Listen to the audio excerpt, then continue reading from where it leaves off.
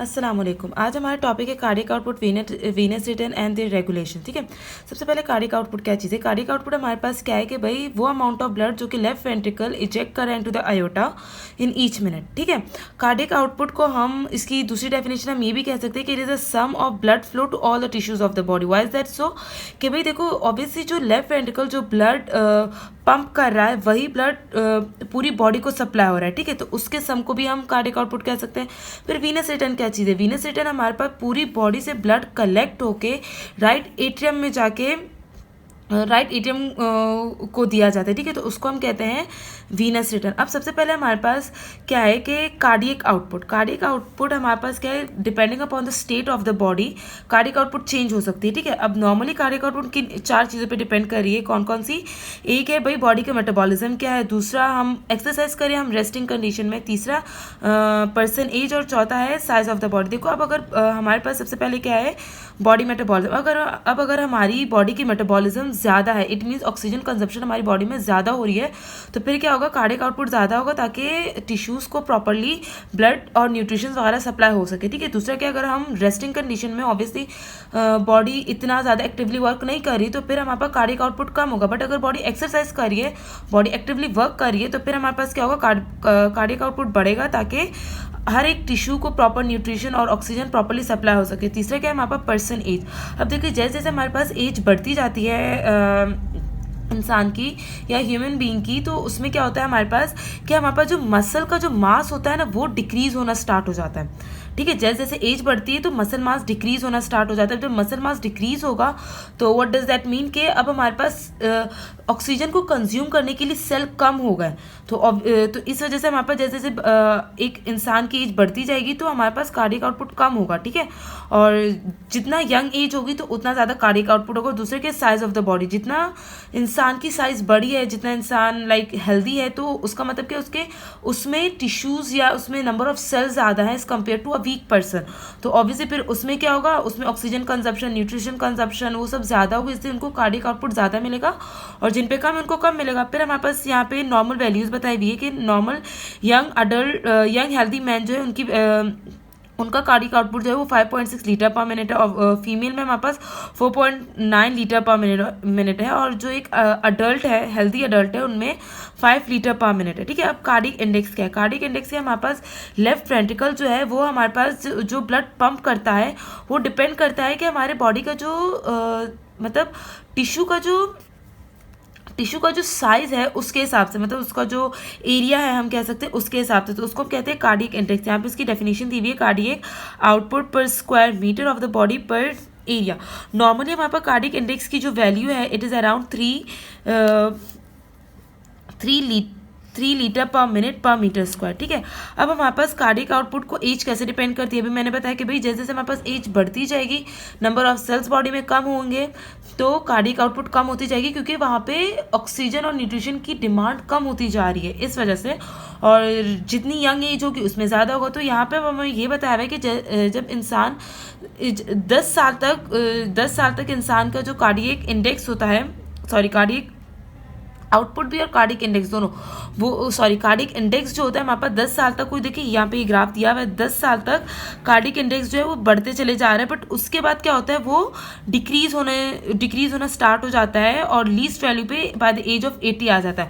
तो नॉर्मली हमारे पास जो बिल्कुल यंग इन्फेंट हम कह सकते हैं उनमें कार्डियक इंडेक्स हमारे पास अराउंड 4 लीटर पर मीटर स्क्वायर है, और 80 साल का जो एक इंसान है उसमें हमारे पास क्या है 2.4 लीटर पर मीटर स्क्वायर। ठीक है, फिर हम बात करते हैं cardiac output by venous return. अब हमारे पास क्या है कि कार्डियक आउटपुट जो है मेनली हमारे पास जो ब्लड हार्ट पंप करेगा इनटू द आयोटा वो मेनली डिपेंड करता है वीनस रिटर्न पे। प्राइमरीली किस चीज़ पे डिपेंड करता है, वीनस रिटर्न पे, मतलब हार्ट पे ही नहीं डिपेंड करता, वो मेनली डिपेंड करता है वीनस पे। हमने क्या बात की कि भाई कार्डियक आउटपुट जो हमारे पास वो मेनली डिपेंड करता है वीनस रिटर्न पे, और हार्ट पे इटसेल्फ डिपेंड नहीं करता। तो ऐसा क्यों है, ऐसा इसलिए क्योंकि हमारे पास जो हार्ट है according to Frank Starling law, what is Frank Starling law, Frank Starling law हमें ये कहता है कि भाई जितना अमाउंट ऑफ ब्लड हमारे पास हार्ट के अंदर आ रहा होता है उतना ही अमाउंट ऑफ ब्लड हार्ट जो है उसको पंप आउट करेगा, मतलब जितना वीनस रिटर्न होगा उतना ही अमाउंट का कार्डियक आउटपुट होगा। ठीक है, तो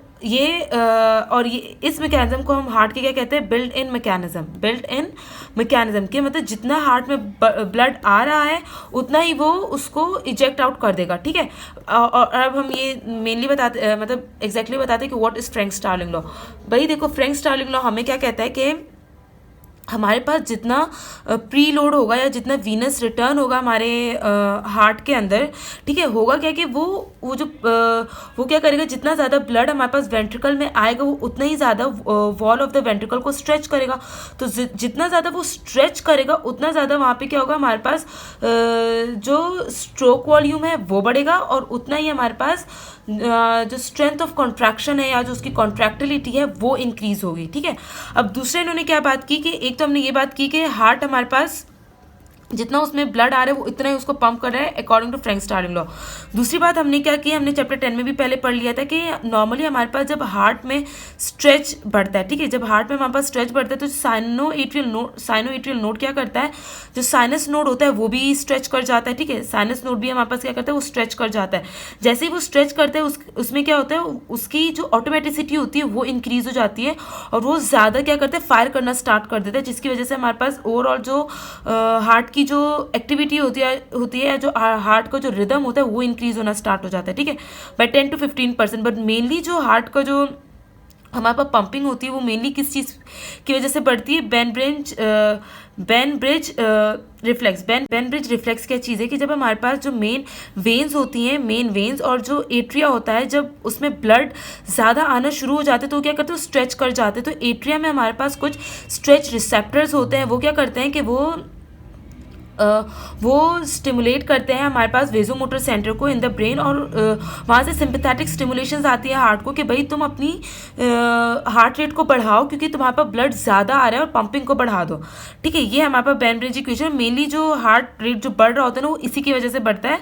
बाकी 10 to 15% तो इसकी वजह से, बाकी 75 to 80% हमारे पास बेन ब्रिज रिफ्लेक्स की वजह से होता है, ठीक है। बाकी हमने क्या बात की कि अभी हमने क्या बोला कि वीनस जो हमारे पास कार्डिक आउटपुट है मेनली किस चीज़ पे डिपेंड कर रहा है, वीनस रिटर्न पे, ठीक है।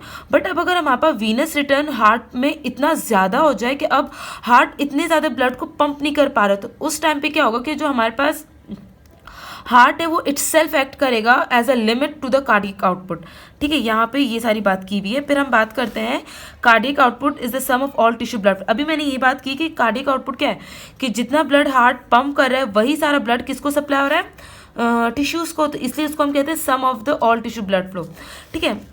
देखिए इस ग्राफ में तो मेन बात यही है कि हमारे पास जो कार्डियक आउटपुट जो होता है वो मेनली किस चीज़ पे डिपेंड करता है, वीनस रिटर्न पे। बट अब अगर हमारे पास हार्ट जो है वो प्रॉपरली पंप नहीं कर पा रहा है या प्रॉपरली कार्डियक आउटपुट उसका नॉर्मल नहीं है, तो तब हमारे पास क्या होगा, जो कार्डियक आउटपुट होगा ना वो पे डिपेंड करेगा टिश्यू के मेटाबॉलिज्म पे कि भाई टिश्यू का अगर मेटाबॉलिज्म ज़्यादा होगा तो कार्डियक आउटपुट को बढ़ा दिया जाएगा और अगर टिश्यू का मेटाबॉलिज्म कम होगा तो कार्डियक आउटपुट को कम कर दिया जाएगा। अच्छा, इस ग्राफ में ये बताया कि टोटल पेरिफेरल रेजिस्टेंस अगर हमारी बॉडी में क्रॉनिकली बढ़ जाए या कम हो जाए तो कार्डियक आउटपुट पे क्या फर्क पड़ेगा। तो देखो अब अगर हमारी बॉडी में क्रॉनिकली पहले ये समझो कि एक्यूटली क्या इफेक्ट होगा। अगर जैसे हमारे पास टोटल पेरिफेरल रेजिस्टेंस बॉडी में बढ़ जाती है तो होता क्या है कि हमारे पास सिस्टोलिक प्रेशर बढ़ जाता है, वी ऑल नो दैट, जिसकी वजह से आर्टीरियल प्रेशर बढ़ जाता है। बट अब अगर यही जो टोटल और उसकी वजह से क्या होता है कि हमारे पास जो कार्डिक आउटपुट होता है वो हमारे पास कम हो जाता है, ठीक है। बट अब अगर टोटल पेरिफेरल रेजिस्टेंस जो वो क्रॉनिकली बढ़ जाए, अब हमें क्या है कि भाई हमें टोटल जो हमारे पास आर्टीरियल प्रेशर है उसको हमें नॉर्मल रखना पड़ता है। तो उसके लिए हम क्या करेंगे कि अब अगर हमारे पास टोटल पेरिफेरल रेजिस्टेंस बढ़ गई है तो हम कार्डिक आउटपुट को कम कर देंगे ताकि हमारे पास जो आर्टीरियल प्रेशर है वो मेंटेन रह सके। बस इस पैराग्राफ में यही बात की हुई है। इसके लिए हमें मेनली ये जो फॉर्मूला है ना इसको समझने की ज़रूरत है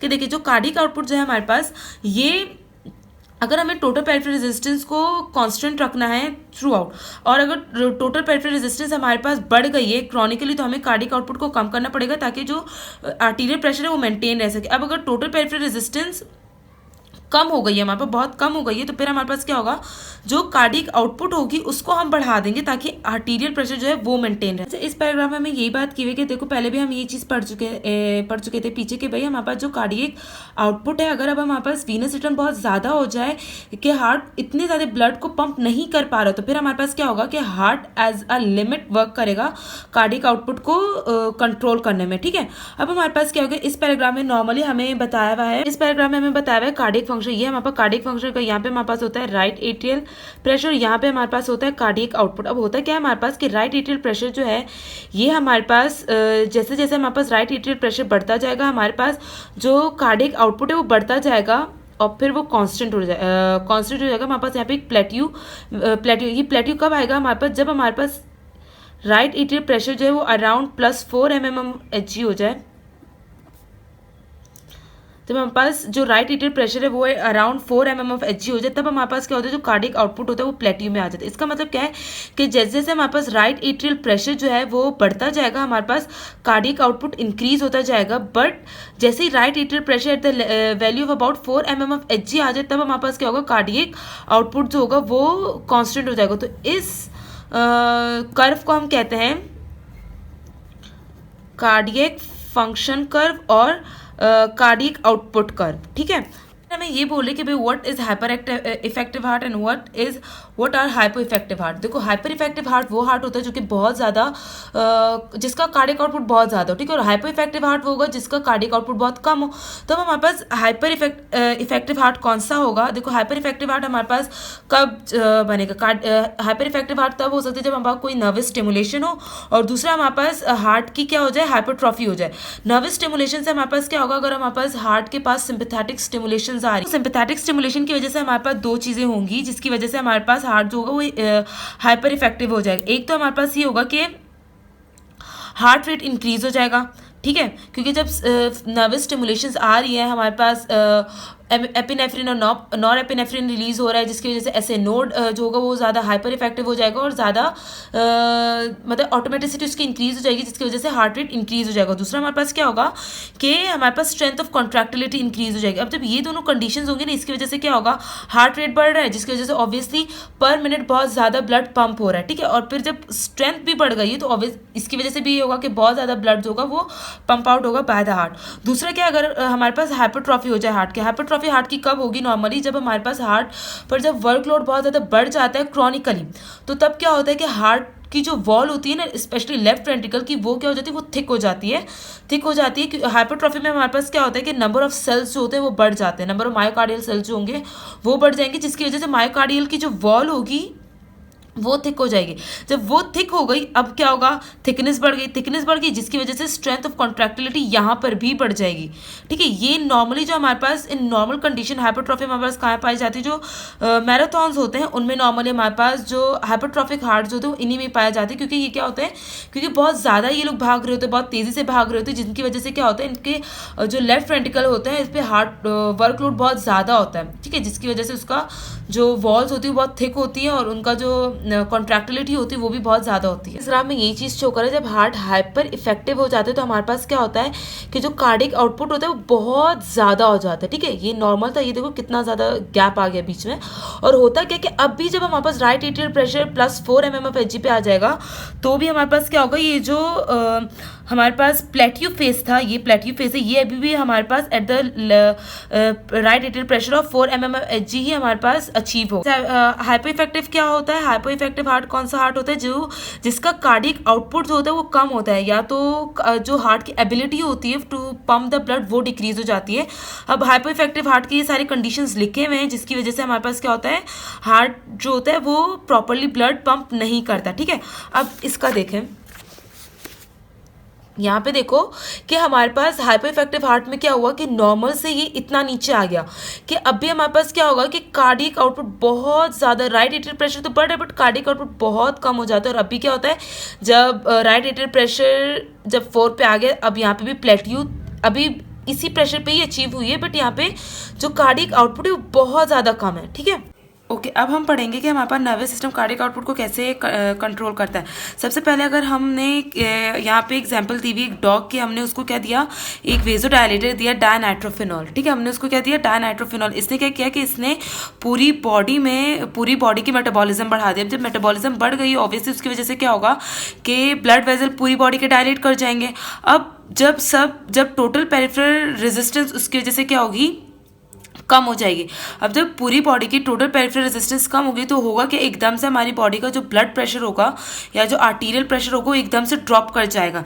नाउ अब उस चीज़ को प्रिवेंट करने के लिए हमारे पास नर्वस सिस्टम क्या करेगा कि वो ब्रेन को वेजोमीटर सेंटर जो हमारे पास उसको सिग्नल भेजेगा कि भाई ब्लड प्रेशर को वापस से कंट्रोल में लाओ। तो उसके लिए वो क्या करेगा कि वो हार्ट रेट को बढ़ा देगा। जैसे ही वो हार्ट रेट को बढ़ाएगा ऑब्वियसली कार्डिक आउटपुट हमारे पास बढ़ जाएगा। कार्डिक आउटपुट बढ़ जाएगा तो उसकी वजह से क्या होगा कि ऑब्वियसली सारे जो ब्लड वेसल्स है वो तो डायलेटेड फॉर्म में है ना। अब उस होगा क्या कि कार्डिक आउटपुट जब बढ़ गया तो इसकी वजह से ये होगा कि जो हमारे पास जो ब्लड प्रेशर है वो मेंटेन कर जाएगा।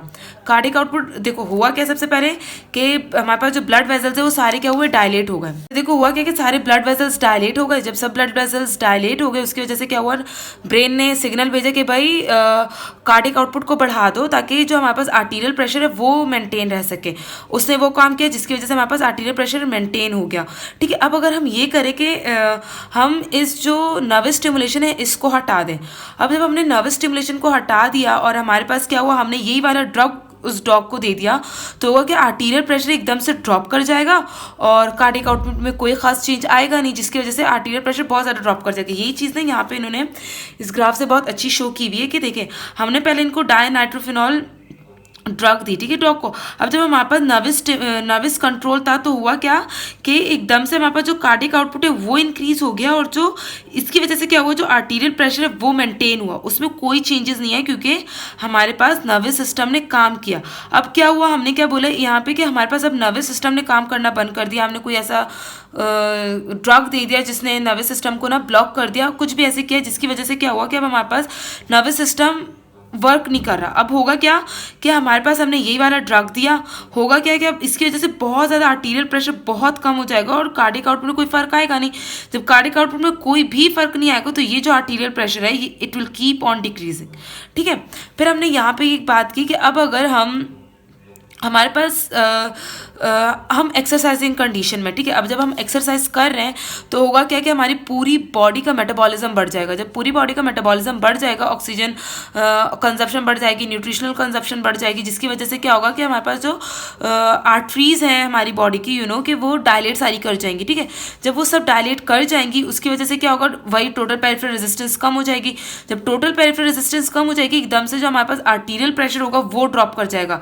अब होगा क्या, वही नर्वस स्टिमुलेशन जाएगा ब्रेन को, ब्रेन पर हमारे पास क्या करेगा, हार्ट को और ब्लड वेजल्स को सिग्नल भेजेगा कि ब्लड वेसल को बोलेगा कि भाई तुम कॉन्ट्रैक्ट करो और हार्ट को बोलेगा कि तुम अपना हार्ट रेट बढ़ा दो और स्ट्रेंथ ऑफ कॉन्ट्रैक्टिलिटी बढ़ा दो। ये देखो तीन चीज़ें करेगा। ठीक है, हार्ट रेट बढ़ गया, स्ट्रेंथ ऑफ कॉन्ट्रैक्टिलिटी बढ़ गई और दूसरा वेन्स की कॉन्ट्रैक्शन बढ़ गई ताकि जो ब्लड है वो थ्रू वेन स्क्वीज कर जाए इनटू द राइट एट्रियम। इसकी वजह से क्या होगा कि वीनस रिटर्न बढ़ जाएगा। अब जब वीनस रिटर्न बढ़ गया कार्डिक आउटपुट बढ़ गया, कार्डिक आउटपुट बढ़ गया उसकी वजह से क्या होगा, हमारे पास जो आर्टीरियल प्रेशर है वो मेंटेन रहेगा। अब इसके बाद हम ये पढ़ेंगे कि भाई हमारे पास जो कार्डिक आउटपुट है वो किन पैथोलॉजिकल कंडीशंस की वजह से हमारे पास हाई हो जाता है या लो हो जाता है। ठीक है, अब सबसे पहले हम क्या करेंगे, हम पढ़ रहे हैं कि भाई हमारे पास कार्डिक आउटपुट जो है वो हाई कार्डिक आउटपुट कब बढ़ सकता है, या तो हमारे पास तब बढ़ सकता है जब टोटल पेरिफेरल रेजिस्टेंस जो है वो कम हो जाए। ठीक है, या तो ये हो सकता है या तो ये कि हमारे पास नर्वस स्टिमुलेशन बहुत ज़्यादा हो जाए। बट फिलहाल यहाँ पर हम मेनली जो है हम उन कार्डिक आउटपुट को डिस्कस करेंगे, मतलब उन पैथोलॉजिकल कंडीशंस को डिस्कस करेंगे जो कि टोटल पेरिफेरल रेजिस्टेंस की डिक्रीज की वजह से कार्डिक आउटपुट बढ़ा है। सबसे पहले हमारे पास ये ना 4 कंडीशंस है। कौन कौन, देखो ये वो 4 कंडीशंस थी जिसकी वजह से कार्डिक आउटपुट जिनमें बढ़ सकता है। ठीक है, अब देखो बेरी में हमारे पास क्या होता है, विटामिन B1 की डेफिशिएंसी होती है। ठीक है, थायमिन की डेफिशिएंसी होती है जिसकी वजह से क्या होता है, हमारे पास जो टिश्यूज होते हैं बहुत सारे न्यूट्रिशंस और ऑक्सीजन को कंज्यूम नहीं कर पाते, जिसकी वजह से क्या होता है वो जो ब्लड वेसल्स हमारे पास होते हैं या जो कैपिलरीज होते हैं वो डायलेट कर आर्टीरियल्स होते हैं वो डायलेट कर जाते हैं और जिसकी वजह से क्या होता है, टोटल पेरिफेरल रेजिस्टेंस कम हो जाता है। अब जब टोटल पेरिफेरल रेजिस्टेंस कम हो गया तो हमारा हार्ट जो है वो कम प्रेशर के अगेंस्ट उसको पंप करना पड़ता है, जिसकी वजह से हमारे पास क्या होता है कि कार्डियक आउटपुट बढ़ जाता है। ठीक है, एट्रियोवेंट्रिकुलर शंट या एट्रियोवेंट्रिकुलर फिस्टुला में हमारे पास क्या होता है कि जो आर्टरीज का जो ब्लड होता है ना, आर्टरीज का जो ब्लड होता है वो वेन्स में आके डंप कर जाता है। ठीक है, यहाँ पे इनके बीच में एक कनेक्शन बन जाता है, जिसकी वजह से आर्टरीज का ब्लड वेन में आ गया। इसकी वजह से क्या होगा, टोटल पेरिफेरल रेजिस्टेंस कम हो गया, क्योंकि डायरेक्टली मेजर आर्टरीज से मेजर वेन में डायरेक्टली ब्लड जा रहा है, इतने कोई आर्टीरियोल वेन्यूल इनके थ्रू नहीं जा रहा, बल्कि डायरेक्टली जा रहा है, जिसकी वजह से टोटल पेरिफेरल रेजिस्टेंस कम हो गया। वीनस, जिसकी वजह से वीनस रिटर्न बढ़ जाएगा और कार्डियक आउटपुट बढ़ जाएगा। ठीक है, फिर हमारे पास है hyperthyroidism. We all know hyperthyroidism में क्या होता है, हमारे पास बॉडी की मेटाबॉलिज्म बढ़ जाती है, बॉडी का मेटाबॉलिज्म बढ़ गया, ऑक्सीजन एंड न्यूट्रिशनल कंजप्शन बढ़ गई। वही सारी बातें ना बार बार यहाँ पे ना रिपीट हो रही हैं, वो हो गया, जिसकी वजह से हमारे पास क्या होगा, ब्लड वेसल्स डायलेट हो जाएंगी। फिर ये होगा कि वीनस रिटर्न बढ़ जाएगा एंड देन कार्डियक आउटपुट बढ़ जाएगा and then in the last anaemia. Anaemia में हमारे पास क्या होता है, टिश्यूज को ऑक्सीजन सप्लाई कम हो जाती है, फिर वही सब होता है, आर्टरीज डायलेट कर जाती हैं, फिर हमारे पास क्या होता है, वीनस रिटर्न बढ़ जाता है एंड देन कार्डियक आउटपुट बढ़ जाता है। ठीक है, अब हम ये पढ़ेंगे कि हमारे पास लो कार्डियक आउटपुट। अब लो कार्डियक आउटपुट नॉर्मली हमारे पास किन कंडीशंस में होता है, यहाँ पे दो कंडीशंस दी हुई। एक तो ये होगा कि हमारे पास हार्ट जो है वो प्रॉपरली ब्लड को पंप नहीं कर रहा, जिसकी वजह से कार्डियक आउटपुट कम हो गया है, और दूसरा ये कि भाई हार्ट को प्रॉपर वीनस रिटर्न मिल नहीं रहा, जिसकी वजह से कार्डियक आउटपुट कम हो गया। ठीक है, ये दो कंडीशंस हो सकती हैं। सबसे पहले हमारे पास जो कार्डियक आउटपुट है, ओके, अब यहाँ पे हम क्या पढ़ेंगे कि हमारे पास कार्डियक आउटपुट जब हार्ट की पंपिंग किन पैथोलॉजिकल कंडीशंस में हार्ट की जो पंपिंग होती है वो एबनॉर्मल हो जाती है। इसमें ना यहाँ पे 4-5 कंडीशंस दी हुई है, एक है ये सारी कंडीशंस दी हुई है। ठीक है, ये आप पढ़ लीजिएगा। इसमें क्या होता है कि अब अगर हमारे पास कार्डियक आउटपुट ऑब्वियसली डिक्रीज हो गया, उसकी वजह से क्या हो गया होगा कि अगर कार्डियक आउटपुट इतना कम हो गया कि हमारे पास टिश्यूज़ को प्रॉपर ब्लड नहीं पहुँच रहा। ठीक है, टिश्यूज़ को प्रॉपर ब्लड नहीं पहुँच रहा, जिसकी वजह से क्या होगा, उनमें न्यूट्रिशनल डेफिशिएंसीज आना स्टार्ट हो जाएंगी। तो इस कंडीशन को हम कहते हैं कार्डियक शॉक। अगर हमारे पास हार्ट प्रॉपरली ब्लड पंप नहीं कर रहा, जिसकी वजह से टिश्यूज़ में न्यूट्रिशनल डेफिशिएंसीज हो गई, तो उस कंडीशन को हम कहते हैं कार्डियक शॉक। अब हमारे पास क्या है, अब हम कह रहे हैं कि दूसरे हमने कौन सी कंडीशन पढ़ी थी कि भाई कार्डियक आउटपुट कम हुआ, क्यों कम हुआ, क्योंकि वीनस रिटर्न कम हो गया था। वीनस रिटर्न किन कंडीशंस की वजह से कम होगा, यहाँ पे कुछ कंडीशंस दी हुई हैं जिनकी वजह से हमारे पास वीनस रिटर्न कम हो जाता है। ये है पहला, डिक्रीज ब्लड वॉल्यूम। अब अगर हमारी बॉडी में ब्लड वॉल्यूम डिक्रीज हो जाए, ऑब्वियसली जब ब्लड वॉल्यूम डिक्रीज हो गया हमारे पास वेन में अब थोड़े वॉल्यूम का ब्लड होगा। ठीक है, ब्लड वॉल्यूम कैसे डिक्रीज हो जाता है, तो भाई हेमरेज की वजह से हो सकता है। ठीक है, वेन में हमारे पास ब्लड थोड़ा सा है, अब जब वेन में ब्लड थोड़ा सा है, अब ये क्या करेगा, वेन्स की वॉल पर प्रॉपर कम प्रेशर एक्सर्ट करेगा, जिसकी वजह से क्या होगा, वेन की जो स्क्वीजिंग होगी ना वो डिक्रीज हो जाएगी, जिसकी वजह से वीनस रिटर्न कम हो जाएगा। एक दूसरा हमारे पास एक्यूट वीनस डायलेशन। अब अगर हमारे पास क्या हो जाए, वेन्स की डायलेशन हो जाए, वेन्स हमारे पास बहुत ज़्यादा डायलेट हो जाए, अब यहाँ पे क्या होगा कि ब्लड जो होता है वो डैम्प करना स्टार्ट कर देगा और वीनस रिटर्न कम हो जाएगा। ठीक है, फिर हमारे पास क्या, ऑब्स्ट्रक्शन ऑफ लार्ज आर्टरीज। अब अगर ये जो हमारे पास जो लार्ज आर्टरीज है वो ऑब्स्ट्रक्ट कर जाए तो होगा क्या, अब यहाँ पे भी ये होगा कि जो ब्लड है वो यहीं पे डैम्प करते जाएगा और वो आगे जाएगा नहीं, और अगर इनकेस जो जाएगा वो बहुत थोड़ा सा जाएगा, जिसकी वजह से वीनस रिटर्न क्या हो जाएगा, कम हो जाएगा। फिर कंडीशन क्या है हमारे पास, अच्छा, डिक्रीज टिश्यू मास। अब अगर टिश्यू मास डिक्रीज हो जाए, टिश्यू मास डिक्रीज हो गया, जिसकी वजह से क्या होगा, अब अगर नंबर ऑफ सेल्स कम हो गया या नंबर ऑफ सेल्स कम हो गए, जिसकी वजह से क्या होगा, ऑक्सीजन यूटिलाइजेशन, न्यूट्रिशन यूटिलाइजेशन सब कम हो जाएगा, जिसकी वजह से उसका ब्लड फ्लो, उस टिश्यू का ब्लड फ्लो डिक्रीज हो जाएगा और वो इन टर्न कार्डियक आउटपुट को डिक्रीज कर देगा, which will in turn decrease the venous return. ठीक है, फिर हमारे पास क्या आता है, decrease metabolic rate of the tissues. अब अगर हमारे बॉडी में मेटाबॉलिक रेट डिक्रीज हो जाएगा, सिमिलरली वही वाली चीज़ है कि ऑक्सीजन और न्यूट्रिशन डिमांड कम हो जाएगा, जिसकी वजह से क्या होगा कि उसका ब्लड फ्लो डिक्रीज हो जाएगा and in return venous return भी डिक्रीज हो जाएगा। ठीक है, अब यहाँ पे हमारे पास एक टर्मिनोलॉजी दी हुई है, सर्कुलेटरी शॉक। सर्कुलेटरी शॉक और cardiac shock a type of एक ही चीज़ है, बट यहाँ पे सर्कुलेटरी शॉक में क्या होता है कि अगर हमारे पास कार्डियक आउटपुट अगर डिक्रीज हो रहा है या अगर वीनस रिटर्न डिक्रीज हो रहा है, इन दोनों कंडीशंस की वजह से अगर हमारे पास टिश्यूज़ में न्यूट्रिशनल डेफिशिएंसीज आ रही है तो उसको हम सर्कुलेटरी शॉक कहेंगे। इन रिटर्न जो पीछे जो कार्डियक आउटपुट था, कार्डियक शॉक था सॉरी, तो वो क्या था हमारे पास, उसमें सिंपल ये था कि भाई अगर हमारे पास हार्ट की पंपिंग डिक्रीज हो जाए, उसकी वजह से अगर न्यूट्रिशन डेफिशिएंसी हो जाए तो वो कार्डियक शॉक है। बाकी चीज़ यही एक ही चीज़ है। अच्छा, इन 2 पैराग्राफ में तो ऐसा कुछ खास है नहीं, बट यहाँ पर हम अब पढ़ेंगे यहाँ पर कि भाई cardiac output also depend upon the intrapleural pressure. ठीक है, इंट्राप्लूरल प्रेशर या तो इंट्राप्लूरल प्रेशर या तो external pressure on the heart. ठीक है, हार्ट पे जो एक्सटर्नल प्रेशर अप्लाई हो रहा है, अब उस पर हमारे पास जो कार्डियक आउटपुट है वो कैसे डिपेंड करते हैं। देखो, जो एक्सटर्नल प्रेशर हार्ट पे अप्लाई हो रहा है वो क्या है, थोरेसिक प्रेशर है। ठीक है, जो हमारे पास थोरेसिक कैविटी में जो प्रेशर जनरेट हो रहा है उसी को हम कह रहे हैं external pressure on the heart. ठीक है, और वो इक्वल टू है किसके, इंट्राप्लूरल प्रेशर के। इसे हम जो एक्सटर्नल प्रेशर है उसको हम इंट्राप्लूरल प्रेशर भी फिलहाल कह रहे हैं। तो जो हमारे पास जो इंट्राप्लूरल प्रेशर है, नॉर्मल वैल्यू इंट्राप्लूरल प्रेशर की क्या है, -4 mm of Hg। ठीक है, अब हमारे पास क्या होता है कि अगर हमारे पास इंट्राप्लूरल प्रेशर जो है वो इंक्रीज कर जाएगा। अब अगर हमारे पास इंट्राप्लूरल प्रेशर जो है वो इंक्रीज कर रहा है, नॉर्मली वो -4 था, अब वो क्या हो गया, -2 हो गया। तो होगा क्या कि हार्ट कंप्रेस कर जाएगा, क्योंकि हार्ट के ऊपर जो प्रेशर अप्लाई हो रहा है वो बढ़ गया। तो अब इसको कंप्रेस होने से बचाने के लिए हार्ट क्या करता है कि वो अपना जो प्रेशर होता है, उसके अंदर का जो प्रेशर होता है उसको बढ़ा देता है equal to the external pressure की इंक्रीमेंट के हिसाब से वो खुद को भी बढ़ा देता है। कैसे बढ़ाता है कि अब अगर हमारे पास इंट्राप्लूरल प्रेशर जो होता है वो -2 हो रही है, -4 से -2 हो रही है, मतलब इंक्रीमेंट कितनी की है, 2 mm of Hg की है। तो अब क्या करेगा, जो हमारे पास राइट एट्रियल प्रेशर होगा वो भी 2 mm of Hg ही बढ़ेगा। ठीक है, वो -4 से क्या आ गया, ये -2 पे आ जाता है। ठीक है, अब हमारे पास सिमिलरली अगर इंट्राप्लूरल प्रेशर जो होता है वो बहुत ज़्यादा बढ़ गया, +2 पे चला गया।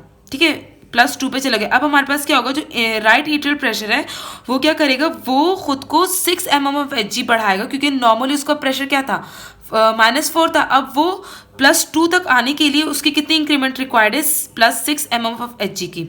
सो इन टर्न हम ये कह सकते हैं, अगर हमारे पास इंट्राप्लूरल प्रेशर बढ़ रहा है तो हमारे पास जो कार्डियक आउटपुट कर्व जो है वो टुवर्ड द राइट मूव करेगा, और अगर हमारे पास इंट्राप्लूरल प्रेशर जो है वो कम हो रहा है तो हमारे पास जो कार्डियक आउटपुट कर्व है वो टुवर्ड द लेफ्ट मूव करेगा। अब वो कौन कौन सी कंडीशन है भाई, जो कि हमारे पास जो एक्सटर्नल प्रेशर है या जो इंट्राप्लूरल प्रेशर है उसको अफेक्ट कर रही है। सबसे पहले हमारे पास क्या at the time of respiration या जो ब्रीथिंग में हमारे पास क्या होता है कि इंस्पायरेशन और एक्सपायरेशन हो रही होती है। तो इंस्पायरेशन में क्या होता है, हमारे पास प्रेशर बढ़ रहा है, एक्सपायरेशन में प्रेशर कम हो रहा है।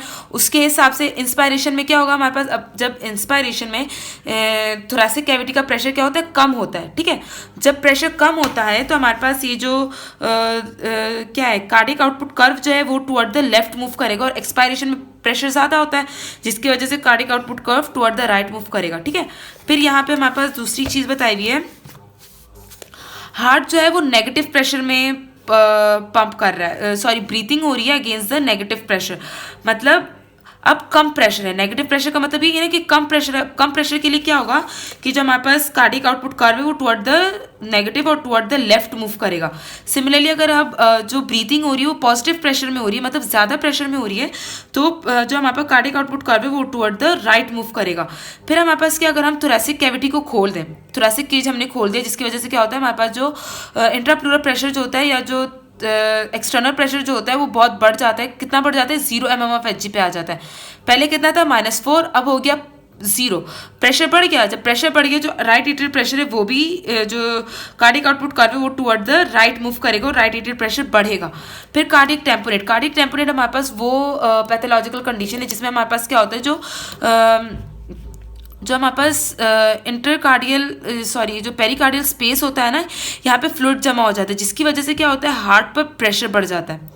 ठीक है, हार्ट पे प्रेशर बढ़ गया, इसकी वजह से क्या होता है, हार्ट पे प्रेशर बढ़ गया। ठीक है, अब जब इस पे एक्सटर्नल प्रेशर बढ़ गया है तो अब इसको क्या करना पड़ेगा, इसको अपना राइट एट्रियल प्रेशर बढ़ाना पड़ेगा। यहाँ पे ये देखें, यहाँ पे दिखाया हुआ कि इसने अपना राइट एट्रियल प्रेशर बहुत ज़्यादा बढ़ा दिया, यहाँ पे ये चीज़ें शो हुई है।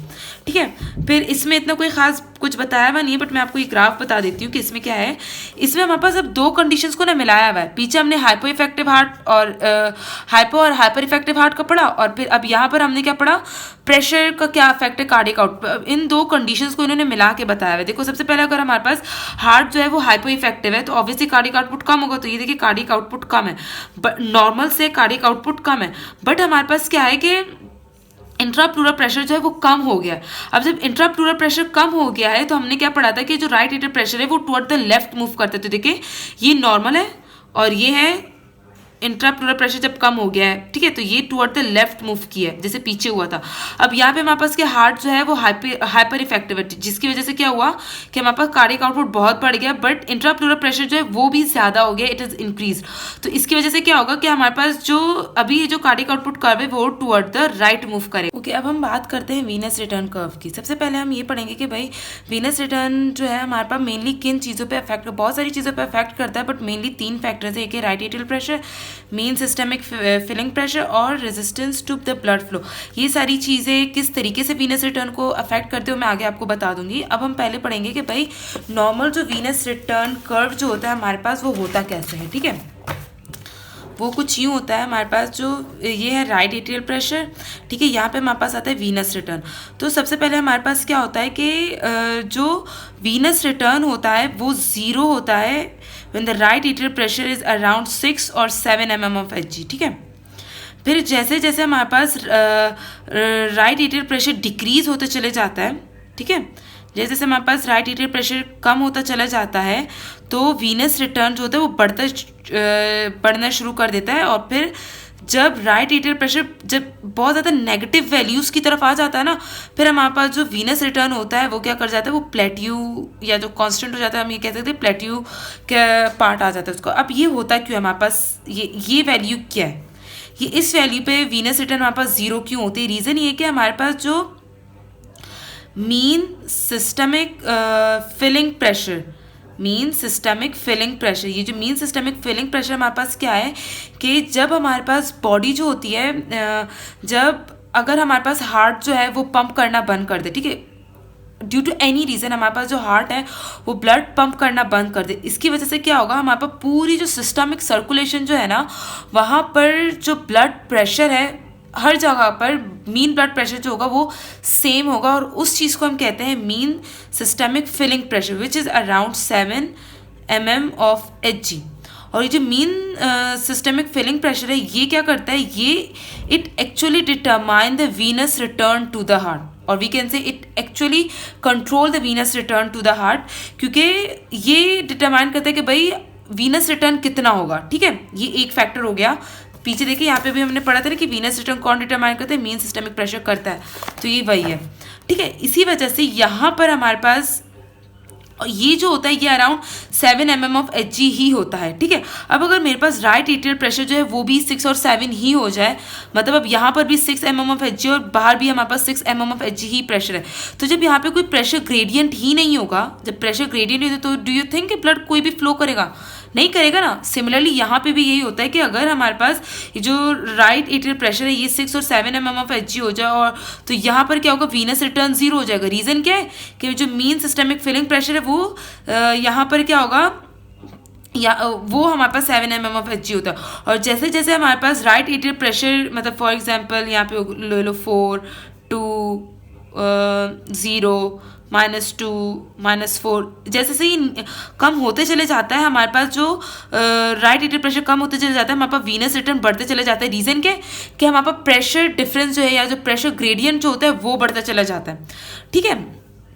अब हमारे पास क्या होता है, जब हमारे पास राइट एट्रियल प्रेशर जो होता है ना उसकी वैल्यू बहुत नेगेटिव हो जाती है, बहुत ज़्यादा नेगेटिव हो जाती है, फिर हमारे पास क्या होता है, ये कोई कांस्टेंट वैल्यू नहीं है, -2 जैसे एग्जांपल के लिए दी हुई है, बट ये समझ लें आपकी जब बहुत नेगेटिव हो जाती है तो हमारे पास क्या होता है, जो राइट एट्रियम होता है ना वो कंप्रेस कर जाता है, ये हो गया कंप्रेस। जब वो कंप्रेस कर राइट एट्रियम नहीं कंप्रेस कर जाता है, जब हमारे पास राइट एट्रियम का प्रेशर बहुत लो हो जाता है, टुवर्ड द नेगेटिव चला जाता है, तो यहाँ पर जब हमारे पास लार्ज वेन्स जो होती है वो कंप्रेस कर जाती हैं। ये क्या कर जाती है, लार्ज आर्टरीज जो होती है वो कंप्रेस कर जाती है, जिसकी वजह से वीनस रिटर्न जो होता है फिर फर्दर जो हमारे पास वीनस रिटर्न नहीं इंक्रीज होता, ठीक है। भले राइट एट्रियल प्रेशर जितना भी कम होता चला जाए बट वीनस रिटर्न इंक्रीज नहीं होगा, वो प्लेट्यू ले लेता है, प्लेट्यू इख्तियार कर लेता है, ठीक है। तो ये इस पैराग्राफ में और यहाँ पर ये सब यही चीज़ें बताई हुई हैं, ठीक है। फिर इन्होंने बताया कि इन 2 पैराग्राफ में यही चीज़ें जो मैंने अभी बताई हैं आपको। अब हमारे पास आती है बात मीन सर्कुलेटरी फिलिंग प्रेशर। अब मीन सर्कुलेटरी फिलिंग प्रेशर क्या है, यहाँ पे भी ये कि हमारे पास जो हार्ट है उसने पंप करना बंद कर दिया। अब उसने पंप करना फॉर एग्जांपल क्यों बंद किया कि हमारे पास हार्ट की ना क्या हुआ, हमारे पास हार्ट में वेंट्रिकुलर फिब्रिलेशन होगी। वेंट्रिकुलर फिब्रिलेशन का मतलब क्या, हमारे पास वेंट्रिकल के डिफरेंट एरियाज में बहुत सारे टॉपिक फोकाई जनरेट होगा, ठीक है। अब उसकी जो इलेक्ट्रिकल एक्टिविटी इतनी बढ़ गई है कि उसकी मैकेनिकल एक्टिविटी उसके साथ क्या मतलब कॉपरेट नहीं कर पा रही, जिसकी वजह से क्या है, हार्ट पंप करना बंद कर देता है, ठीक है। और जब हार्ट ने पंप करना बंद कर दिया तो पूरी बॉडी में हमारे पास pulmonary circulation and the systemic circulation, pulmonary and systemic दोनों में हमारे पास क्या होता है कि जो प्रेशर, मीन प्रेशर जो होता है ना वो सेम हो जाता है, पूरी बॉडी में सेम हो जाता है, उसको हम कहते हैं मीन सर्कुलेटरी फिलिंग प्रेशर। और अगर पल्मोनरी और सर्कुलेटरी दोनों के प्रेशर को हम ले तो ये मीन सर्कुलेटरी फिलिंग प्रेशर है। और अगर हम सिर्फ सर्कुलेटरी प्रेशर की बात करें कि भाई हार्ट ने पंपिंग बंद कर दी और जो सर्कुलेटरी सिस्टम जो है, सॉरी सिस्टमिक सर्कुलेशन जो है वहाँ पर मीन प्रेशर पूरा सेम हो गया, तो वो फिर उसको हम कहते हैं मीन सिस्टमिक फिलिंग प्रेशर, ठीक है। अब होता क्या है कि हमारे पास जो मीन सिस्टमिक फिलिंग प्रेशर और जो mean circulatory filling pressure, mean systemic filling pressure, इन दोनों की जो वैल्यू होती है वो around 6 to 7 mm of Hg होती है। अब ये सेम क्यों होती है, रीज़न ये है कि हमारे पास जो पल्मोनरी प्रेशर है ना वो इतना कोई ज़्यादा नहीं होता, ठीक है।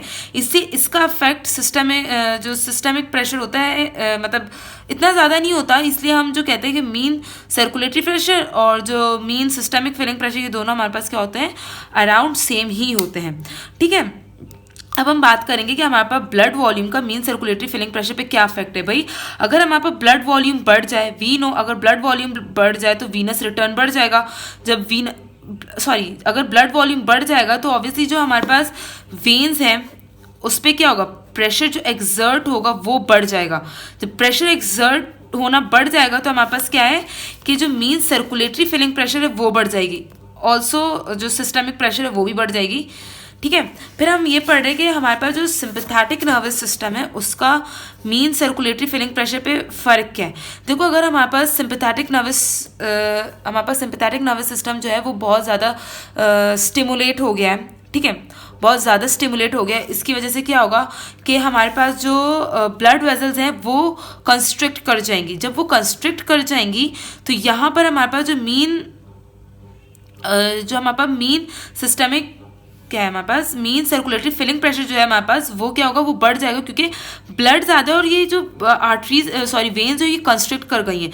जब ये कंस्ट्रिक्ट कर गई हैं तो यू कैन एज्यूम कि यहाँ पे प्रेशर बढ़ जाएगा। जब प्रेशर बढ़ जाएगा तो हमारे पास क्या हुआ, जो मीन सर्कुलेटरी फिलिंग प्रेशर वो बढ़ जाएगा। अब अगर हमारे पास क्या सिंपैथेटिक नर्वस सिस्टम जो है उसने सिग्नल भेजना बंद कर दिए, अब जब उसने सिग्नल्स भेजना बंद कर दिए तो होगा क्या कि जो आर्टरीज है वो फिर से डायलेट कर जाएंगी। जब वो डायलेट कर जाएंगी तो अब क्या होगा, प्रेशर जो एक्सर्ट होगा वो ड्रॉप कर जाएगा, ठीक है। अब ऑब्वियसली जब सिंपैथेटिक नर्वस सिस्टम जो था जब उसने स्टिमुलेट किया ब्लड वेजल्स को तो इसने क्या किया, इसका वॉल्यूम कम हो जाएगा क्योंकि कंस्ट्रिक्ट कर गई, बट जो मीन सर्कुलेटरी फिलिंग प्रेशर है वो बढ़ जाएगा। और जब सिस्टमिक सर्कुलेशन ने अपनी स्टिमुलेशन बंद कर दी तो हमारे पास क्या होगा कि जो प्रेशर एक्सर्ट कर रहा था वो कम हो जाएगा बट वॉल्यूम इसमें बढ़ जाएगा क्योंकि अब ये ज़्यादा वॉल्यूम को एक्यूमुलेट कर सकता है, ठीक है। यहाँ पे ये सारी बातें हो गई। देखिए इस पैराग्राफ में इस ग्राफ की बात की हुई है। फॉर एग्जांपल अब अगर हमारे पास क्या मीन सिस्टमिक फिलिंग प्रेशर बढ़ गया मतलब हमारे पास ब्लड वॉल्यूम बढ़ गया। अब जब ब्लड वॉल्यूम बढ़ गया है ऑब्वियसली हमारे पास वीनस रिटर्न बढ़ जाएगा। जब हमारे पास वीनस रिटर्न बढ़ जाएगा, देखिए जब venous return to the right atrium बढ़ गया तो राइट एट्रियम का प्रेशर भी बढ़ जाएगा। तो यहाँ पे यही शो किया हुआ है कि राइट एट्रियम का प्रेशर बढ़ गया, ठीक है। अब अगर अज्यूम कर ले कि हमारे पास जो ब्लड वॉल्यूम है बॉडी का for example due to the haemorrhage वो कम हो गया है तो मीन सिस्टमिक फिलिंग प्रेशर कम हो जाएगा। जब वो कम हो जाएगा तो हमारे पास क्या होगा, जो वीनस रिटर्न है वो कम हो जाएगा। देखिए नॉर्मल से कम हो गया, जब वो कम हो गया अब जब यहाँ पे ब्लड ही कम जा रहा है तो यहाँ पे प्रेशर जो जनरेट होगा वो भी कम हो जाएगा। सो दिस इज, तो हम क्या कह सकते हैं कि अगर हमारे पास मीन सिस्टमिक फिलिंग प्रेशर बढ़ गया है तो जो वीनस रिटर्न कर्व जो है वो टुवर्ड द वो क्लॉकवाइज मूव करेगा। क्या करेगा? वो क्लॉकवाइज मूव करेगा। और अगर हमारे पास वीनस रिटर्न अब अगर हमारे पास वीनस रिटर्न कम हो गई है तो हमारे पास जो वीनस रिटर्न कर्व है वो एंटी क्लॉकवाइज मूव करेगा। ठीक है, इस पैराग्राफ में ये बात की हुई थी। फिर हम बात करते हैं कि हम अब ऑब्वियसली देखें एक बात, अब मैंने ये बात बताई ना कि अब अगर हमारे पास इस पैराग्राफ में ये बात बताई हुई है कि अब मेरे पास अगर जो हमें पता है ना कि मीन सिस्टमिक फीलिंग प्रेशर हमारे पास कितने 6 और 7, फॉर एग्जांपल चले 7 ही ले लें, 7 mm ऑफ Hg। अब अगर मेरे पास राइट एट्रियल प्रेशर जो है वो भी 7 mm ऑफ Hg ही हो गया, कोई प्रेशर ग्रेडियंट है यहाँ पे? नहीं है। जब कोई भी प्रेशर ग्रेडियंट नहीं है तो कोई फ्लो ऑफ ब्लड नहीं होगा। तो जब कोई भी फ्लो ऑफ ब्लड नहीं होगा तो वीनस रिटर्न हमारे पास क्या हो जाएगा? 0 हो जाएगा। ठीक है, वीनस रिटर्न क्या हो गया? हमारे पास 0 हो गया। तो ये बात यहाँ पे बताई हुई है। तो ये जो हमारे पास लार्ज वेन्स में और ये मैं यहाँ बता देती हूँ, लार्ज वेन्स में और जो एट्रिया है, राइट एट्रिया, इन दोनों में जो प्रेशर डिफरेंस जो होगा उसको हम क्या कहेंगे? उसको हम कहेंगे, ये बताया हुआ है यहाँ पे, pressure gradient for venous return. उसको हम क्या कहेंगे? Pressure gradient for venous return. Okay, अब हम बात करते हैं रेजिस्टेंस टू वीनस रिटर्न। अब वीनस रिटर्न में वीनस रिटर्न को रेजिस्टेंस मेनली हमारे पास वेन्स के थ्रू प्रोवाइड की जाती है। वेन्स में जो रेजिस्टेंस होता है मेनली वही रेजिस्टेंस होता है जो कि वीनस रिटर्न को रेजिस्टेंस प्रोवाइड करती है, और कुछ अमाउंट जो है वो आर्टीरियोल्स और आर्टरीज से भी आ रही होती है, बट ज़्यादातर वेन्स से ही मिलती है। अब ऐसा क्यों है हमारे पास? क्योंकि हमारे पास जो वेन्स होते हैं, वेन्स इनकी क्या है, डिस्टेंसिबिलिटी बहुत ज़्यादा होती है। ठीक है, तो अगर हमारे पास यहाँ पे अगर वेन्स की हमारे पास रेजिस्टेंस बढ़ जाए तो यहाँ पे क्या होगा? ब्लड जो है तो डैम्प करना स्टार्ट कर देगा। ठीक है, ब्लड क्या होगा? वो डैम्प करना स्टार्ट कर देगा without increasing too much of the resistance. क्यों? क्योंकि ये क्या कर देगा? ये डिस्टेंड करते चला जाएगा। ठीक है, बट आर्टरीज में क्या होता है? आर्टरीज में क्योंकि वो इतने डिस्टेंसिबल नहीं होते हैं, इसलिए क्या होता है अगर उसमें थोड़ा सा भी अगर रेजिस्टेंस बढ़ जाए तो होता है कि उनका प्रेशर इतना ज़्यादा बढ़ जाता है कि प्रेशर जो होता है वो रेजिस्टेंस को ओवरकम करके ब्लड फ्लो करना स्टार्ट कर देता है। बट कि वेन्स में ऐसा नहीं होता। वेन में क्या होता है कि अगर रेजिस्टेंस यहाँ वेन्स की बढ़ जाए तो ब्लड यहाँ पे डैम्प करना स्टार्ट कर देता है without increasing its pressure too much. ठीक है, इसी वजह से हमारे पास जो वीनस रिटर्न को जो रेजिस्टेंस मिल रही होती है वो मेनली रेजिस्टेंस वेन्स की वजह से मिलती है, आर्टरीज और आर्टीरियोल्स की वजह से नहीं मिलती। ठीक है, यहाँ पे ये सब बताया हुआ। अच्छा देखो, इस पैराग्राफ में हमें ये बताया हुआ है, देखें कि अब अगर हमारे पास रेजिस्टेंस जो है ये है नॉर्मल वीनस कर्व। ठीक है, ये क्या है? Normal Venus curve. अब अगर हमारे पास रेजिस्टेंस जो है वो बहुत बढ़ गई, 2 टाइम्स बढ़ गई है। ठीक है, फॉर एग्जांपल 2 टाइम्स बढ़ गई है, तो होगा क्या हमारे पास कि हमारे पास वीनस रिटर्न जो होगा वो कम हो जाएगा। ठीक है, अभी मैंने बताया क्यों? क्योंकि वेन्स में ब्लड डंप करना स्टार्ट कर देगा और वीनस रिटर्न कम हो जाएगा। ठीक है, ये और ये जो हमारे पास कर्व है ये डाउन मूव करेगा। ठीक है, और जो हमारे पास अब अगर रेजिस्टेंस कम हो गई है, वेन्स में रेजिस्टेंस कम हो गया, ब्लड इजीली फ्लो कर रहा है, तो हमारे पास वीनस रिटर्न क्या कर देगा? ये बढ़ जाएगा, और जो वीनस रिटर्न कर्व है इट विल मूव अपवर्ड। ठीक है, यहाँ पे ये बात बताई। ओके, अब हम बात करते हैं कि जब हमने क्या पढ़ा? 2 कर्व पढ़े हमने। एक तो हमने वीनस रिटर्न कर्व पढ़ा, एक हमने कार्डियक आउटपुट कर्व पढ़ा। ठीक है, अब अगर हम इन दोनों कर्व को मिला दें, for example in this one, तो हमारे पास क्या कंडीशंस होगी? देखो, इसके लिए तो आप पहले 2 बातें याद रखें कि हमारी बॉडी जो होती है वो नॉर्मली कब एक्ट करती है, मतलब किन कंडीशंस में काम करती है। वो तब काम करती है जब हमारे पास जो राइट एट्रियल प्रेशर होता है वो वीनस रिटर्न कर्व और कार्डियक आउटपुट कर्व दोनों के लिए जो राइट एट्रियल कर्व है वो सेम हो। यहाँ पे ये बात बताई हुई है।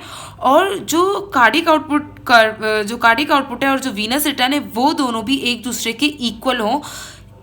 इन कंडीशन में हमारे पास जो बॉडी होती है वो नॉर्मली एक्ट करती है। देखिए यहाँ पे हमारे पास ये बताया हुआ है, ये हमारे पास है कार्डियक आउटपुट कर्व और ये है हमारे पास वीनस रिटर्न कर्व। अब देखिए ये जो पॉइंट ए है which is known as the equilibrium point, ये क्या शो कर रहा है? ये हमारे पास है right atrial pressure. Means normally हमारी बॉडी का जो नॉर्मली मीन्स अभी जो हम बैठे हुए हैं हमारे पास जो नॉर्मल राइट एट्रियल प्रेशर वो कितना है? वो 0 है। और जो नॉर्मल कार्डियक आउटपुट है और जो वीनस रिटर्न है वो नॉर्मल कितना है हमारे पास? 5 लीटर पर मिनट।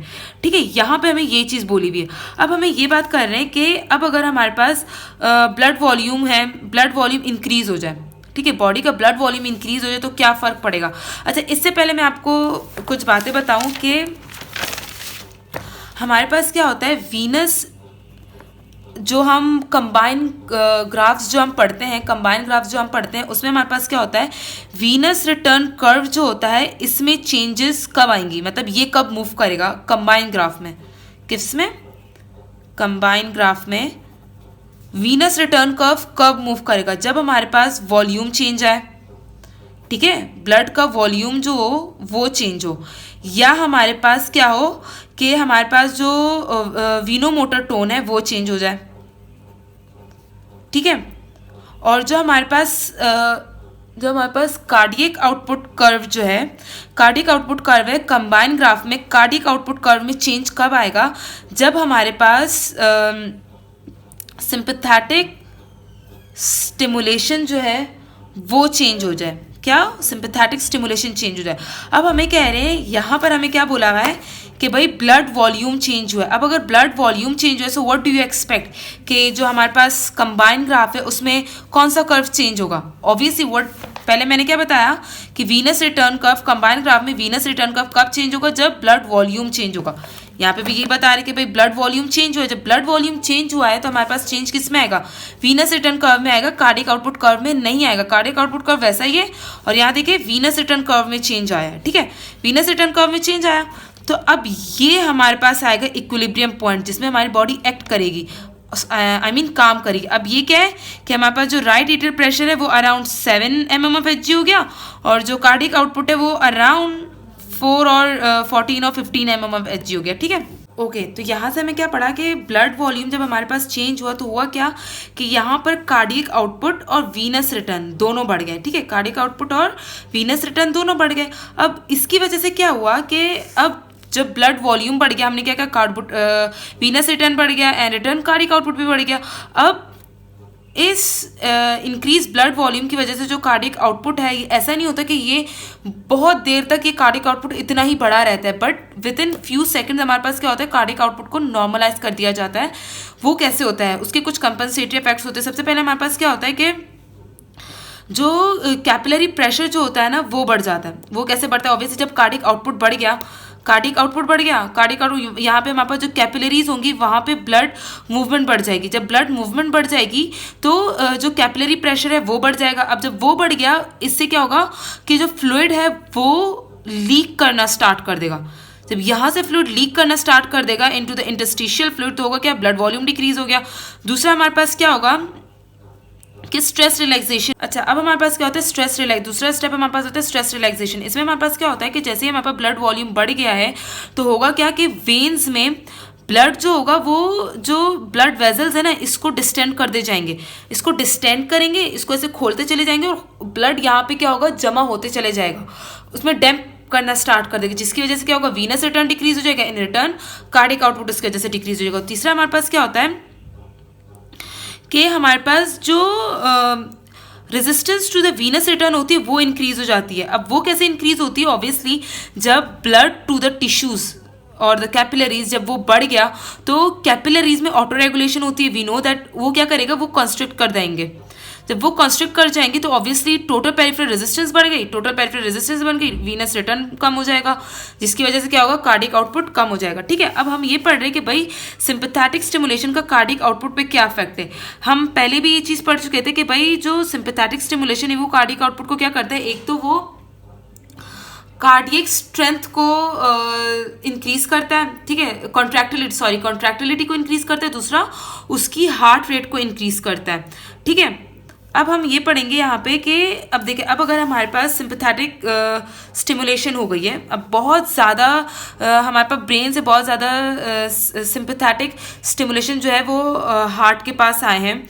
ठीक है, अब होगा क्या कि हमारे पास नॉर्मली ये था, ठीक है, नॉर्मली ये हमारे पास था कार्डियक आउटपुट कर्व, और ये था हमारे पास नॉर्मल वीनस रिटर्न कर्व, ये हमारे पास नॉर्मल वैल्यूज थी। अब होगा क्या कि अब अगर हमारे पास सिंपैथेटिक स्टिमुलेशन बहुत ज़्यादा बढ़ गई है, इसकी वजह से हमारे पास क्या होगा कि कार्डियक आउटपुट कर्व जो होगा वो बहुत ऊपर तक चला जाएगा, कार्डियक आउटपुट। अच्छा, ये बात याद रखिए, यहाँ पे मैंने आपको ये बात नहीं बताई कि कंबाइंड ग्राफ में ये दोनों चीज़ें एक साथ कब चेंज होंगी। कंबाइंड ग्राफ में पहले क्या था, कंबाइंड ग्राफ में सिर्फ वीनस रिटर्न कर्व चेंज होता था इन दोनों कंडीशन में, और कार्डियक आउटपुट कर्व सिर्फ इस कंडीशन में चेंज हो जाता। अब अगर मेरे पास क्या है कि सॉरी यहाँ पे सिंपैथेटिक स्टिमुलेशन नहीं होगा, हाँ सॉरी ये सिंपैथेटिक स्टिमुलेशन ही है। यहाँ पे हमारे पास क्या होगा कि ये दोनों चीज़ें एक साथ साइमल्टेनियसली कंबाइंड ग्राफ में कब चेंज होंगी, ये तब चेंज होंगी जब हमारे पास क्या होगा, जब हमारे पास वीनो कॉन्स्ट्रिक्शन हो या वीनो डायलेशन हो। ठीक है, कंबाइंड ग्राफ में ये दोनों चीज़ें एक साथ कब चेंज होंगी, जब ये काम होगा। अब इससे क्या होता है, जब हमारे पास सिंपैथेटिक स्टिमुलेशन हुई, इसने क्या किया, इसने तो हार्ट को भी स्टिमुलेट किया कि भाई तुम पंपिंग बढ़ा दो, ठीक है, और इसने ब्लड वेजल्स को भी, क्योंकि दोनों को ये स्टिमुलेट करता है, ब्लड वेजल्स को भी स्टिमुलेट किया कि भाई तुम कॉन्स्ट्रिक्ट कर जाओ। जब वो कॉन्स्ट्रिक्ट कर गई तो हमारे पास जो वीनस रिटर्न होगा वो बढ़ जाएगा, इन रिटर्न कार्डियक आउटपुट बढ़ जाएगा। सिमिलरली अब अगर हमारे पास क्या होगा कि सिंपैथेटिक इनहिबिशन हो गई, अब हमारे पास सिंपैथेटिक स्टिमुलेशन नहीं आ रही, तो अब क्या होगा, कार्डियक आउटपुट कम हो जाएगा। ये हमारे पास शो किया है, कार्डियक आउटपुट नॉर्मल से कम हो जाएगा, और सिमिलरली जो वीनस रिटर्न है वो भी कम हो जाएगा, और राइट एट्रियल प्रेशर भी हमारे पास कम हो जाएगा। ठीक है, अब हम यहाँ पे पढ़ रहे हैं कि हमारे पास जो आर्टीरियो वीनस फिस्ट्यूला, ठीक है, पीछे हमने पढ़ा था कि आर्टीरियो, अब अगर हमारे पास हम क्या करें कि आर्टीरियो वीनस फिस्ट्यूला को खोल दें। अब अगर हम अब यहाँ पे देखें, यहाँ पे है एक आर्टरी और ये है, सॉरी ये है आर्टरी और ये है वेन। हमने इन दोनों के बीच में क्या किया, इसकी फिस्ट्यूला को खोल दिया, मतलब we allow the blood to move into the vein. अब होगा क्या कि आर्टरीज से वेन्स जो होगा वो बहुत तेजी से क्या होगा, वेन्स में जाएगा, जिसकी वजह से क्या होगा, आर्टीरियल प्रेशर जो होगा एक्यूटली एकदम से वो क्या करेगा, ड्रॉप कर जाएगा। जब एकदम से आर्टीरियल प्रेशर ड्रॉप कर जाएगा, हमारे पास एक नर्वस ब्रेन के पास स्टिमुलेशन जाएगी कि भाई आर्टीरियल प्रेशर बहुत कम हो गया, तुम कुछ करो। की वजह से क्या होगा, राइट एट्रियल प्रेशर एकदम से कम हो गया। अब हमारे पास क्या होगा, ब्रेन के पास स्टिमुलेशन जाएगा कि भाई राइट एट्रियल प्रेशर जो है वो बहुत ज़्यादा कम हो गया, इसको बढ़ाओ। अब इसको बढ़ाने के लिए ब्रेन क्या करेगा, वो सिंपैथेटिक स्टिमुलेशन करेगा, और हार्ट को सिंपैथेटिक स्टिमुलेशन प्रोवाइड करेगा, और जो वेन्स है उसको, तो हार्ट क्या करेगा, वो बहुत जल्दी जल्दी बीट करेगा और कार्डियक आउटपुट इंक्रीज कर देगा। सिमिलरली हमारे पास वेन्स जो होंगी वो कॉन्स्ट्रिक्ट कर जाएंगी, जब वेन कॉन्स्ट्रिक्ट कर जाएंगी they will squeeze the blood into the right atrium. ठीक है, राइट एट्रियम में ब्लड स्क्वीज करेंगे, जिसकी वजह से क्या होगा, हमारे पास जो वीनस रिटर्न है वो भी बढ़ जाएगा, और जो कार्डियक आउटपुट है वो भी बढ़ जाएगा। ठीक है, यहाँ पे यही चीजें बताई हुई कि देखिए अब हमारे पास एक्यूटली तो ये काम हुआ, ठीक है, एक्यूटली ये काम हुआ। देखिए अब इस ग्राफ में देखें कि हमारे पास जैसे ही राइट एट्रियल प्रेशर ड्रॉप हुआ तो ब्रेन ने स्टिमुलस भेजा हार्ट को कि भाई तुम कार्डियक आउटपुट बढ़ा दो। तो देखो थोड़ा सा ये पॉइंट बी जो है ना, ये यही शो करके थोड़ा सा जो कार्डियक आउटपुट है वो बढ़ गया। ठीक है, अब हमारे पास क्या होगा कि उसके बाद हमारे पास जो वेन्स है वो कॉन्स्ट्रिक्ट कर जाएंगी, जिसकी वजह से जो वीनस रिटर्न है वो बढ़ जाएगा, जिसकी वजह से कार्डियक आउटपुट थोड़ा और बढ़ जाएगा। तो ये पॉइंट सी वो चीज़ शो कर रहा है। और फिर आफ्टर सम आवर्स हमारे पास क्या होगा, और डेज, हमारे पास जो किडनीज है वो क्या करेंगी, वो फ्लूइड रिटेंशन स्टार्ट कर देंगी, जिसकी वजह से ब्लड वॉल्यूम इंक्रीज होगा। तो जब ब्लड वॉल्यूम इंक्रीज होगा तो हमारे पास फिर कार्डियक आउटपुट बहुत ज़्यादा, कार्डियक आउटपुट और जो वीनस रिटर्न है वो बहुत ज़्यादा बढ़ जाएगा। ठीक है, ये ग्राफ ये चीज़ें शो कर रहा है। ये पॉइंट डी किडनी के एक्शन को फिर बाकायदा शो करे कि किडनी किस तरह उसने रिटेंशन स्टार्ट किया, उसने ब्लड वॉल्यूम को इंक्रीज किया। ठीक है,